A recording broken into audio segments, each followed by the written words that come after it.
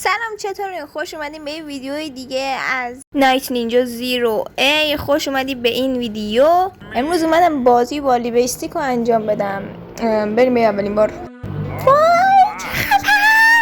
مشکل داری پس یادم رفت بازی کلاسیکه. بریم ببینیم چه خبره.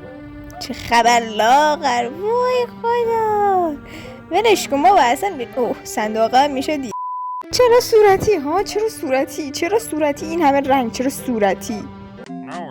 بله حالا وایسی میشون حرفاشو بزنه ببینیم چی میگه مدیر مدرسه. من آخر نفهمیدم ناظمه، مدیره دیگه، معلمه. خدا تازه صدآفرینم میگه. میگه 5 چند میشه؟ خب اینم که میزنیم دیگه. 3 دیگه.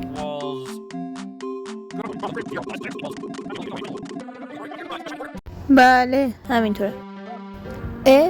کی بود میگفت ترسناکه؟ یا بگیرم اینو تو به من دادی؟ دستت در نکن جان.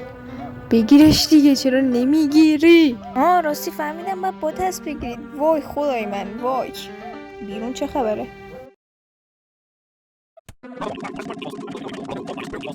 خب اینم باید اشتباه جواب بدیم چون کار دیگه اصلا نمیشه کرد. بله خب الان با خطکش میاد دنبالمون. عیبی نداره ولی مهم نیست، فقط بریم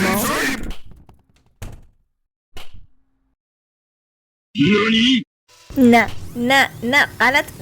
برم کن. بیا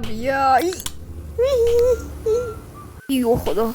نه گرفت دیگه. آره خیلی زیاد گرفتم، یعنی فقط باید سریع جواب بدیم. آخرین نوت بکنم.